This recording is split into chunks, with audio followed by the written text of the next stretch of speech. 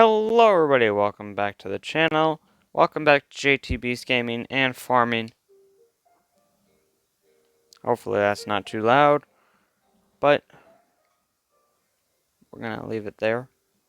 Hopefully you guys can hear in the background, but we're going to check out With the a Amazon theory app, you can easily called... browse and shop millions of items. Didn't mean to do that. Keep up to date Get on out of all here, your... Ed. Are the bikini... Is a SpongeBob conspiracy theory number 4, the evolution theory. Hey guys, while we're here, this guy does a bunch of theories on the SpongeBob, and I've been enjoying and watching them, but sadly, I have not had the time to sit down and record one with my reaction, and one just popped up today. So we're going to react to it. Bottom citizens the result of nuclear radiation? Who is Pearl's mother? What is the Krabby Patty's secret formula? These are by far the 3 biggest questions in the show SpongeBob SquarePants, and today I'm going to be answering all 3 of them and more with just one theory. Get ready for the darkest SpongeBob conspiracy you'll ever see. This is the evolution theory.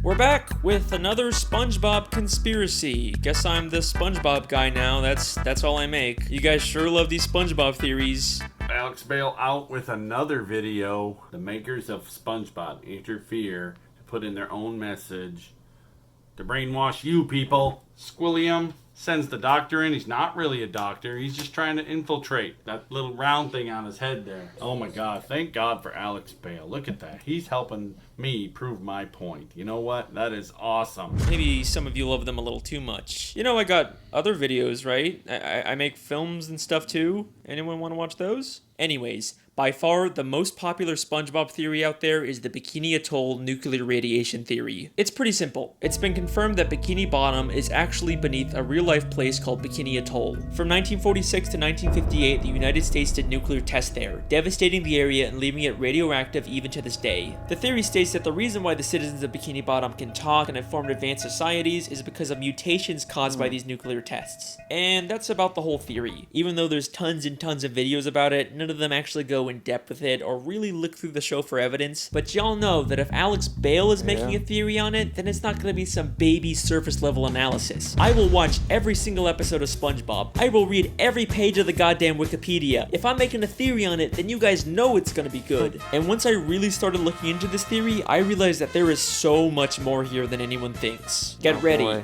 because today we're going to be solving the biggest mysteries in the history of SpongeBob SquarePants and changing the way you look at the entire show. So without further ado, let's begin the theory. Alrighty. He does a really good job on this. In order to find out whether the Bikini Atoll theory is true, we first have to determine whether fish talking and being so intelligent is unique to Bikini Bottom, or if that's just the way the SpongeBob universe works. You know, it could just be that all animals in this world are able to talk, and that's completely normal because at the end of the day, SpongeBob is still just a cartoon. Well, if we take a look at Season 10, Episode 10, Feral Friends, we get a bit of a hint about how the SpongeBob world works. In this episode, a green moon appears and transforms all the characters into less cartoony, real-life versions of themselves. SpongeBob? Hat trick? Just like in real life, they can't talk and end up trying to eat each other. The French narrator is watching all this unfold, and he says this very important line. I have been monitoring the behavior of the green moon all day. It is called Neptune's moon. Every 100 years, it de-evolves everyone in Bikini Bottom into primal fish. Every 100 years, it de-evolves everyone in Bikini Bottom into primal fish. So this implies that the characters in Bikini Bottom are more evolved and were once like these primal fish. But this doesn't prove that the evolution only exists in Bikini Bottom. It could still be a worldwide phenomenon. Remember that bonus DVD clip I found in my television theory? It was about humans studying fish in Bikini Bottom because of their intelligence. Land-loving scientists have tried to learn the secrets of intelligence. Their studies led them to the sea, where the citizens of one undersea colony demonstrated a genius so enormous, the scientists felt compelled to record their actions for use in teaching mankind how to live better. This makes it sound an awful lot like the fish in Bikini Bottom actually are uniquely evolved and it's not some worldwide phase. Then, in the SpongeBob 20-year anniversary special, SpongeBob's Big Birthday Blowout, we get a major piece of evidence for this theory. SpongeBob and Patrick take a tour of the surface world, and eventually go to a fish store and see some very realistic, less evolved fish. What kind of monsters would want to keep fish folk in jail like this? They're so beautiful. They can't talk back to SpongeBob and Patrick, and they're actually able to swim freely through the water instead of being affected by gravity. They are clearly showing us that both evolved and primitive fish exist in this universe at the same time. Now, sometimes we've seen Bikini Bottom characters represented as realistic fish like this, but only when they're out of water, never while they're still in water like these fish. We even see this again in the beginning of the third SpongeBob movie, Sponge on the Run. The movie opens with a coral reef full of these realistic primal fish, but eventually we get to Bikini Bottom where the more evolved fish live. So there you go, direct proof that the citizens of Bikini Bottom are uniquely evolved. This is a very deliberate world building choice for the creators to make. So I guess that kind of confirms the Bikini Atoll theory. Theory confirmed! We did it! Woo! Well, 5 minutes. Let's hold on for a second. As much as I'd love to call this theory complete, there's actually one major piece of evidence that gives me some resistance. Something I've never seen anyone else bring up when talking about this theory. Prehistoric Bikini Bottom.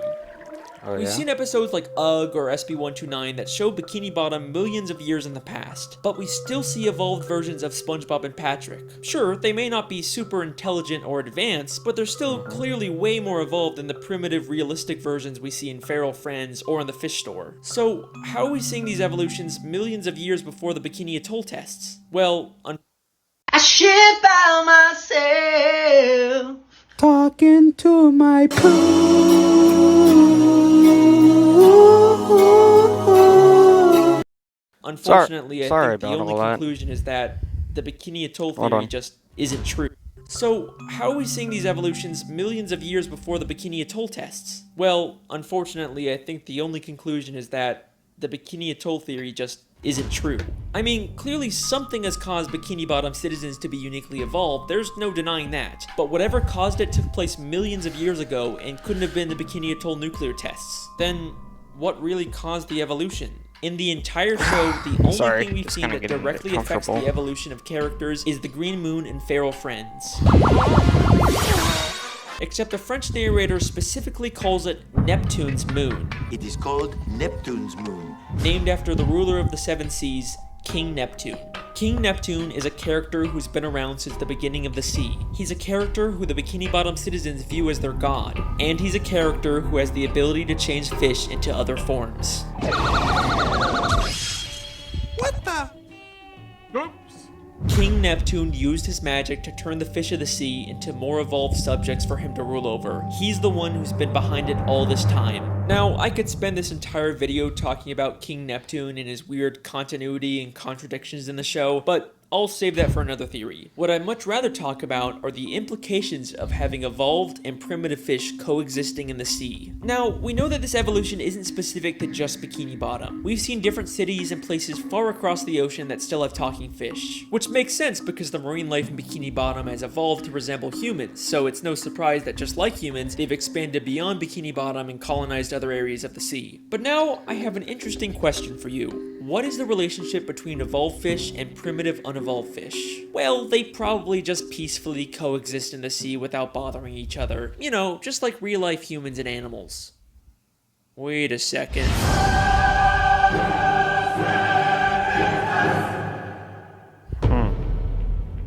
Part 2, the war.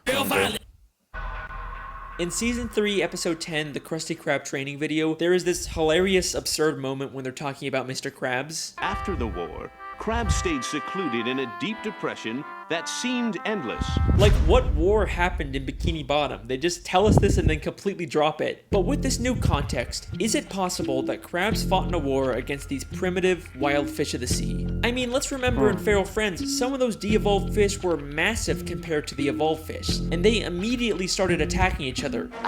The battle for the survival of the fittest rages on in the animal kingdom. So yeah, in order for the Bikini Bottom citizens to survive and expand, they would probably break into some kind of war. And from the sounds of it, this war must have been pretty brutal to put Mr. Krabs into such a deep depression. But I'm getting ahead of myself. Is there actually any evidence that proves the war Mr. Krabs fought in was specifically this evolutionary war? war? Well, through the few flashbacks we get, we know that Mr. Krabs served in the Navy. And yes, they were sailing ships on an ocean, even though they're already underwater. This is actually a real-life phenomenon where certain parts of the sea can have a higher level of salinity, and it looks like an underwater ocean. Shout out Miss Parks, my high school marine biology teacher. We also know from maps of Bikini Bottom that the town is surrounded by this underwater ocean. So that places Mr. Krabs' war outside of Bikini Bottom, where this evolutionary war would have to take place. Then if we take a look at Mr. Krabs' home, we see it is full of memorabilia from his past days in the Navy. But hidden within here is something that will absolutely blow your mind and answer one of the biggest questions in the show. Hanging there on his wall is a picture of a massive whale next to a ship.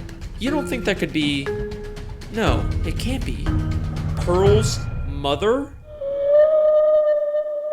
Pearl is Mr. Krabs' whale daughter. The show never really explains how a crab can be the father of a whale, but most people just assume she was adopted. People have been speculating about who Pearl's biological mother is for years, and I think we finally just found our answer. We see 2 photos of this whale on a ship in Season 3, Episode 9, just 1 episode before we find out Mr. Krabs fought in a war. Since this is among all of Mr. Krabs' Navy stuff, I think we can assume that this is something he encountered and not just some random picture of a whale on a ship above the ocean. The whale is massive compared to the ship. We've seen adult whales in Bikini Bottom before, but they are nothing compared to the size of this whale. This has a much closer resemblance to Pearl when she de-evolved in Feral Friends and became massive. So this has to be an unevolved primitive whale, and the picture clearly shows them fighting. Not only does this prove that there was a war between evolved and primitive fish, but Mr. Krabs definitely fought in it. But this also implies something very dark. Mr. Krabs killed Pearl's mother. The only direct reference we get in the show to Pearl's mother is one of Mr. Krabs' many sayings, Mother of Pearl. Mother of Pearl! Mother of Pearl! Holy Mother of Pearl! He uses it in places something like holy crap or dear God, only saying it when something truly shocking or terrible happens, because he knows the terrible thing that happened to Pearl's mother. Why did Mr. Krabs go into such a deep depression after the war? Because he's haunted by what he's done, and the smoking harpoon to prove it is right there on his wall. So that leaves us with an important question. Why did he adopt Pearl? After he killed her mother, he probably realized she had an infant daughter who had the evolutionary genes. Instead of leaving her to die, he adopted her as his own, all while keeping the dark secret that he was responsible for her mother's death. Woo! Childhood ruined yet? Well, don't worry, there's still time for this theory to get even worse. Now's your chance to remove yourself before things get really dark. Part 3, where Still things here? really got Okay, dark. so here's a fun question. What's the deal with all the pets in Bikini Bottom? How come most fish are basically humans, but a snail or a worm acts like a pet? Well, just like humans have domesticated wild animals, it should be no surprise that evolved fish have domesticated primitive fish as pets. Unlike the massive primitive fish that the Bikini Bottom citizens had to go to war with, there's also smaller primitive fish like jellyfish, snails, spirit worms, seahorses, and clams that the Bikini Bottom citizens were able to form a symbiotic relationship with. Aww, and I thought you said this was gonna be the dark part, Alex. They're living peacefully together. That's nice. Okay, you got me. Here's another fun question. Where do the citizens of Bikini Bottom get their food? I mean, sure, some of it is plant-based, but there sure does seem to be an awful lot of meat-based food under the sea. I think you know where I'm going with this. The Bikini Bottom citizens eat primitive fish. Haha, it's not cannibalism if they're less evolved than you, right? There's no moral dilemma there. In Season 3, Episode 13, we see direct proof of this when the characters go fishing for primitive clams. This is something completely normal in this world. And then there's the chum bucket, which sells chum. Chum. Chum is literally just ground up fish. The show isn't even hiding this. Now, we don't really see too much of the meat harvesting side of Bikini Bottom, and I'm not surprised they're keeping it on the DL, you know, with the whole cannibalism thing, but there is one secret to making food that is kept more secret than anything in Bikini Bottom. The best kept secret in the entire show. You already know what I'm gonna say, the Krabby Patty secret formula. I can't play this!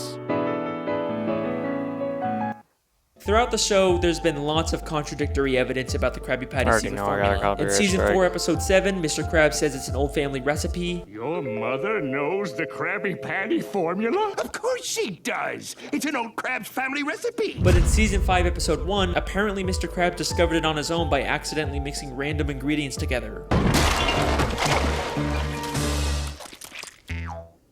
I've done it! I've discovered the perfect Sometimes it's a secret formula, sometimes it's a book, sometimes it's a secret sauce, and any glimpse we get of the formula is just random nonsense. There is a ton of contradictory evidence out there, but I think this might all be intentional. In order to throw people off, Mr. Krabs has spread misinformation about the Krabby Patty formula. In fact, he's already done this in Season 3, Episode 18 by hiding a fake formula for Plankton to find that says he's the secret ingredient. Mixed together with the most important ingredient of all, 4 heaping pounds of freshly ground plankton? And the contradictions aren't just inside the show. Even one of the SpongeBob crew members once said that Krabby Patties are vegetarian and contain no meat. But I've always been a little suspicious about what the creators say. They've also said that they're not allowed to show fish as food, except they clearly do with chum, clam fishing, and all the many, many gags where fish turn into food. It's almost like they're not allowed by Nickelodeon to publicly acknowledge this because that could create a controversy, but they could still sneak this dark secret into the show. So, what is the true secret ingredient? Where does the meat really come from? It's strange. I don't know. We never really see Mr. Krabs get the meat delivered, or at least go out himself to get it. It's almost like he has all the meat he needs stockpiled somewhere. What primitive meat can Mr. Krabs have access to? Maybe he's been holding on to something from the war. What could Mr. Krabs have killed during the war that he doesn't want anyone to find out about? Something big enough to supply him with meat for years without needing more. What could that be? Pearl's mom. Really gonna make me say it? Mr. Krabs is using Pearl's dead mother's carcass to make Krabby Patties. Woo! We did it! Yeah, we solved the mystery! Yeah. We did it! I'm so glad. Season 1, Episode 15, Sleepy Time. Mr. Krabs has a dream that he's on a boat fishing for a massive dollar. This is his memory of killing Pearl's mother, except now all he sees her as is money. And take a guess what name he calls the dollar. What you doing, Mr. Krabs? I'm picking Neptune's pocket. What are you talking about? I'm talking about cold, hard flipping cash. It's the mighty Moby Dollar. Moby Dollar, a direct reference to Moby Dick, a story about hunting a whale. Are you kidding me? And that is the evolution theory. I warned you guys this would be a dark one. The Bikini Atoll theory, King Neptune, Pearl's mother, the Krabby Patty formula. We hit everything in this theory. Even if you don't agree with all of it, you gotta admit a lot of this makes sense. Eugene Krabs' aspirations for money and greed have caused him to do terrible, terrible things. At least his love for Pearl seems to be real, so maybe there's some small amount of good in him. And even though Pearl's mother probably provides tons of meat, eventually he's gonna run out and he'll have to face what he's done. Well, unless of course there's another whale he has access to. Nope. No. No. Mr. Krabs wouldn't do that. He loves Pearl. He's not just raising her for Krabby Patty meat. Even Mr. Krabs isn't that much of a monster. From every side I've ever seen to the sweetest sound I've heard, I'd gladly give up everything for all the money that I've earned. Huh. Well, alrighty then, that's the end of that theory. Just gonna end it here before there's any more dark plot twists. You guys have been insanely supportive with these SpongeBob theories, So if you guys want I me to guess I have watch to any make other more. ones, I've I been your can. host, Alex Totally Bale. can. Thanks for watching.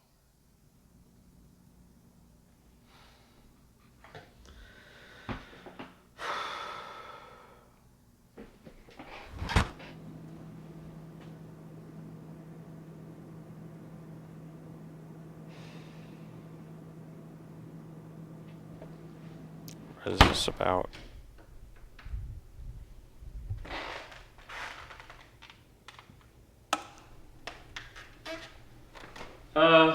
Hey, just want to let you know that I think I'm gonna take a break from the SpongeBob videos for a little bit. Oh, okay.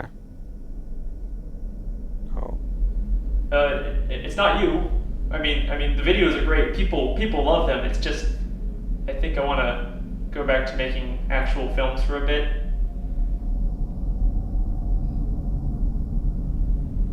Okay then. Thanks for everything. I guess I'll just see you around.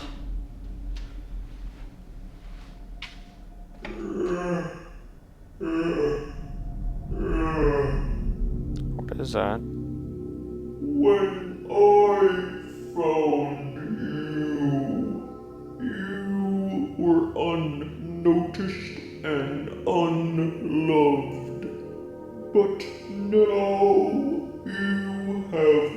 millions of views.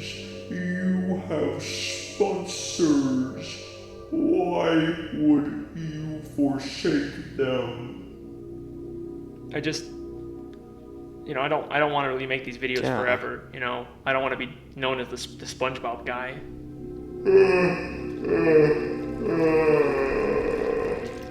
My boy, you really think they will care about your little films? I am your muse. I have given you the gift of knowledge. If you wish to go back to anonymity, then be my guest. But I know who you really are. Number 5. Oh.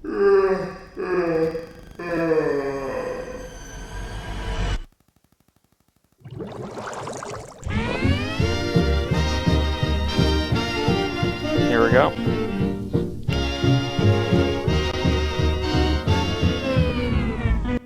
So here's the video. Here's his channel. Make sure you guys go check it out. And I'll catch you all in the next time. Peace out.